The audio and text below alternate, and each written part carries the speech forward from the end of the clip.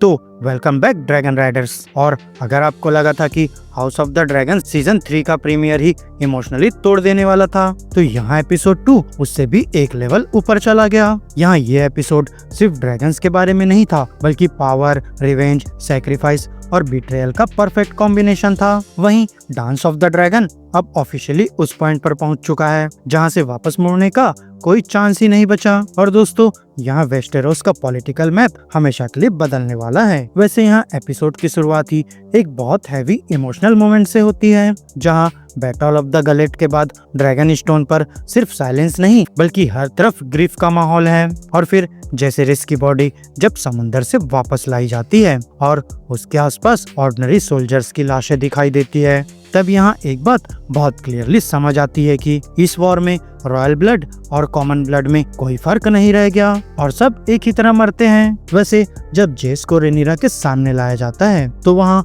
एमा डार्सी ने जिस तरह ग्रिफ दिखाई है, ऑनेस्टली दोस्तों, वो पूरे एपिसोड के स्ट्रॉन्गेस्ट मोमेंट्स में से एक है। यहाँ वो अपने बेटे से ऐसे बात करती है जैसे बस एक बार वो आंखें खोल दे और सब ठीक हो जाए। दोस्तों, ल्यूक की डेथ के बाद रेनेरा कम्प्लीटली टूट जाती है, लेकिन इस बार डेमन उसे उस डार्कनेस में गिरने नहीं देता और वो उसे याद दिलाता है कि जेस सिर्फ उसका बेटा नहीं था, बल्कि वो अपनी क्वीन के लिए लड़ते हुए मरा है। दोस्तों, यहाँ ये एक सिंपल डायलॉग नहीं था, बल्कि यही वो मोमेंट था जहाँ रेनेरा का दर्द रिवेंज में कन्वर्ट हो जाता है। अब आंसुओं का वक्त खत्म हो चुका है, अब सिर्फ फायर एंड ब्लड का वक्त है। वहीं दूसरी तरफ किंग्स लैंडिंग में एलिसेंट हाईटावर एक ऐसा मूव खेल रही होती है जिसकी किसी को एक्सपेक्टेशन नहीं थी, और फिर इतने सालों तक जिस वॉर को उसने इनडायरेक्टली फ्यूल किया, अब वो खुद उसे खत्म करना चाहती है। यहाँ उसे फाइनली रियलाइज हो गया है कि ये क्राउन किसी ब्लेसिंग से ज्यादा एक कर्स है। अब सबसे पहला स्टेप वो ये लेती है कि एमंड को वेगार के साथ हेरनहॉल भेज देती है, और ये सिर्फ एक मिलिट्री डिसीजन नहीं था। यहाँ वेगार ग्रीन्स का सबसे बड़ा वेपन था और उसे कैपिटल से दूर भेजना मतलब किंग्स लैंडिंग को ऑलमोस्ट डिफेंसलेस छोड़ देना। दोस्तों, यहाँ रिस्क बहुत बड़ा था, लेकिन एलिसेंट के लिए अब पावर से ज्यादा इम्पोर्टेंट उसके बच्चे बच गए थे। यहाँ उसके दिमाग में हेलेना की वो बात घूम रही होती है कि वो क्राउन पहनने से पहले ज्यादा खुश थी, और दोस्तों इसी वजह से एलिसेंट सीक्रेटली सरेंडर का प्लान बनाती है। लेकिन रेड कीप में हर कोई इतना ब्लाइंड नहीं है। यहाँ सर रिकर्ड को कुछ गड़बड़ का अंदाजा हो जाता है और वो कंस्पिरेसी एक्सपोज करने की कोशिश करता है। अब सिचुएशन ऑलमोस्ट कंट्रोल से बाहर जाने वाली होती है। तब यहाँ ग्रैंड मास्टर ऑरविल बीच में आ जाता है और रिकर्ड को अरेस्ट करवा देता है। और दोस्तों, बस यहीं से किंग्स लैंडिंग के गेट्स प्रैक्टिकली खुल जाते हैं। यहाँ एलिसेंट का प्लान सिंपल था कि अगर सिटी पीसफुली सरेंडर कर दे तो हजारों लोगों की जान बच सकती है, लेकिन उसे बिल्कुल भी अंदाजा नहीं था कि इसका प्राइस उसे कितना महंगा चुकाना पड़ेगा। वहीं जब रेनेरा और डेमन अपनी फोर्स के साथ किंग्स लैंडिंग पहुंचते हैं तो उन्हें लगता है कि अब एक मैसिव बैटल होने वाली है, लेकिन दोस्तों यहाँ जो होता है वो किसी ने इमेजिन भी नहीं किया था। यहाँ गोल्ड क्लॉक्स अचानक अपनी लॉयल्टी चेंज कर देते हैं। दोस्तों, ये वही सोल्जर्स है जिन्हें कभी डेमन ने ट्रेन किया था, पे किया था और पर्सनली लीड किया था। और फिर जैसे ही सर रिकर्ड लास्ट स्टैंड लेने की कोशिश करता है, सिटी वॉच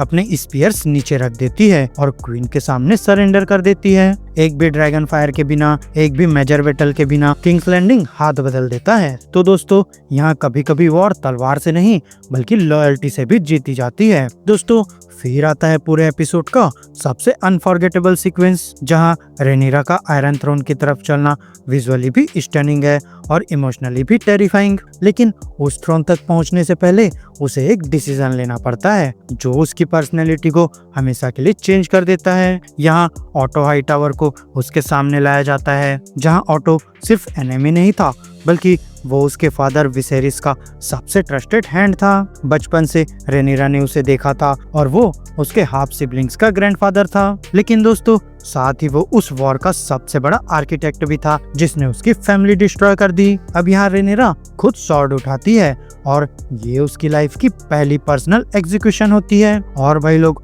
सबसे शॉकिंग बात यह है कि एग्जीक्यूशन क्लीन भी नहीं होती। यहाँ ऑटो का सिर एक ही स्ट्राइक में अलग नहीं होता, बल्कि यहाँ दो ब्रूटल स्विंग्स लगते हैं। यहाँ सीन इंटेंशनली अनकंफर्टेबल बनाया गया है ताकि ऑडियंस फील कर सके कि थ्रोन पर बैठना कितना अगली प्रोसेस है। और फिर दोस्तों जैसे ही ऑटो का खून फ्लोर पर फैलता है, रेनेरा उसके ऊपर से चलती हुई आयरन थ्रोन की तरफ बढ़ती है। यहाँ कैमरा उसका रिफ्लेक्शन ब्लड में दिखाता है और ये विजुअल एक ही बात बोलता है, चाहे राइटफुल क्वीन हो या उसर पर, लेकिन आयरन थ्रोन तक पहुंचने का रास्ता हमेशा खून से ही गुजरता है। अब दोस्तों विक्ट्री का सेलिब्रेशन शुरू भी नहीं होता कि एक और इमोशनल ट्विस्ट आ जाता है। यहाँ एलिसेंट और हेलेना सिटी से क्वाइटली निकलने की कोशिश करते हैं, लेकिन उन्हें पकड़कर थ्रोन रूम में लाया जाता है। और फिर एलिसेंट जैसे ही अपने फादर ऑटो की डेड बॉडी देखती है, उसके चेहरे का एक्सप्रेशन सब कुछ कह देता है, क्योंकि उसे पता ही नहीं था कि ऑटो कैसल के अंदर प्रिजनर था।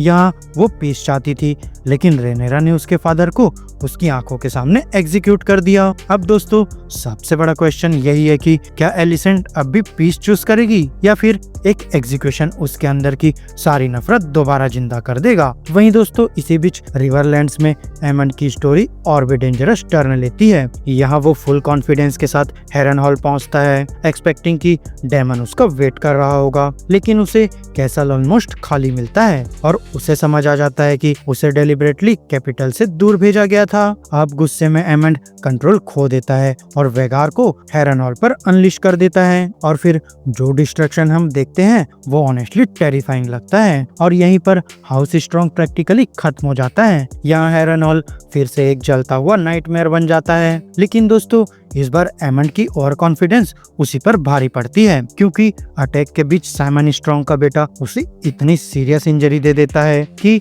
प्रिंस रिजेंट की जान तक खतरे में आ जाती है। अब मजबूरी में एमंड को एलिस रिवर्स के पास जाना पड़ता है। दोस्तों ये वही मिस्टीरियस वुमेन है जिसने डेमन के माइंड के साथ गेम्स खेली थी। यहाँ अब सिचुएशन कम्प्लीटली रिवर्स हो चुकी है, क्योंकि ग्रीन्स का सबसे डेंजरस वॉरियर उसके सामने हेल्पलेस पड़ा है। अब एलिस चाहे तो उसकी जान बचा सकती है, चाहे तो उसे मैनिपुलेट कर सकती है और चाहे तो ब्लैक्स के हवाले भी कर सकती है। और फिर जब एमंड को होश आएगा और उसे पता चलेगा कि उसकी माँ और बहन ने किंग्स लैंडिंग सरेंडर कर दिया है जबकि वो हेरनहॉल जला रहा था, तब उसका रिएक्शन कितना वायलेंट होगा यहाँ उसका सिर्फ अंदाजा ही लगाया जा सकता है। वहीं दोस्तों उधर सी पर भी स्टोरी इक्वली इमोशनल डायरेक्शन में जा रही है, जहां लॉर्ड कॉर्लिस वेलेरियन फाइनली जिंदा मिल जाता है, क्योंकि सबको लगा था कि शायद वो लोहार के अटैक में मर चुका है, लेकिन यहाँ सी स्नेक वापस लौट आता है। लेकिन दोस्तों जिस घर के लिए उसने पूरी जिंदगी समुंदर जीता, वो घर अब टूट चुका है, हाई टाइड बर्बाद हो चुका है और उसकी लेजिटिमेट फैमिली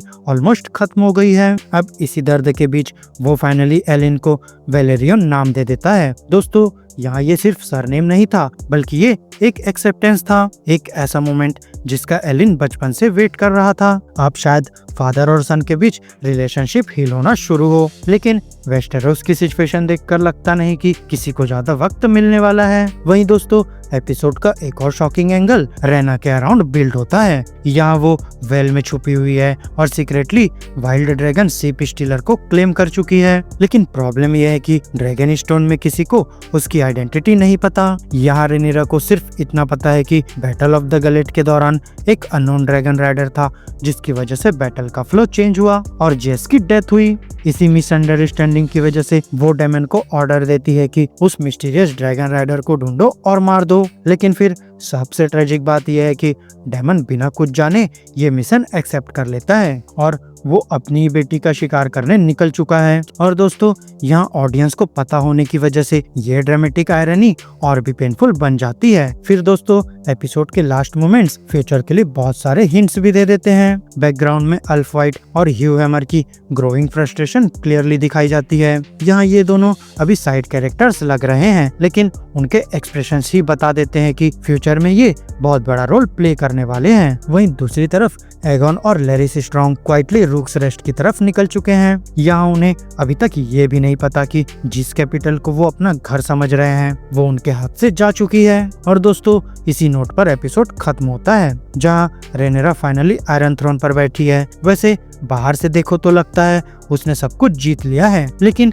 अगर ध्यान से देखो तो उसके आसपास सिर्फ घोस्ट, बिट्रेयल, प्रिजनर्स और इम्पॉसिबल डिसीजंस बचे हैं, जहां उसका सबसे ट्रस्टेड इंसान डेमन अननोविंगली अपनी ही डॉटर का शिकार करने जा रहा है। एलिसेंट उसके सामने कैप्टिव है, एमन जिंदा है और रिवेंज के लिए और भी डेंजरस बनने वाला है। दोस्तों, इसलिए ये एंडिंग किसी विक्ट्री का सेलिब्रेशन नहीं लगती, बल्कि यहाँ ये एक वार्निंग लगती है। यहाँ आयरन थ्रोन जीतना शायद सबसे आसान पार्ट था, लेकिन अब असली चैलेंज उस थ्रोन पर जिंदा रहना है। और दोस्तों, अगर इसी लेवल की राइटिंग और स्टोरी टेलिंग आगे भी कंटिन्यू रही तो House of the Dragon season 3 easily Game of Throne के सबसे बेस्ट सीजन के साथ खड़ा नजर आ सकता है। तो फ्रेंड्स, मेरी आज की इस वीडियो में बस इतना ही। आपको हमारी ये वीडियो कैसी लगी अपने थॉट्स कमेंट बॉक्स में शेयर कर सकते हैं, और अगर ये वीडियो अच्छी लगी हो तो वीडियो को लाइक करो, चैनल को सब्सक्राइब करो और ऐसे ही लेटेस्ट कंटेंट के लिए बेल आइकन जरूर प्रेस कर लो। तो अब मैं मिलूंगा आपसे अपनी नेक्स्ट वीडियो में, तब तक के लिए स्टे गीकी स्टे देसी दोस्तों। गॉन को मेरे सामने लाओ।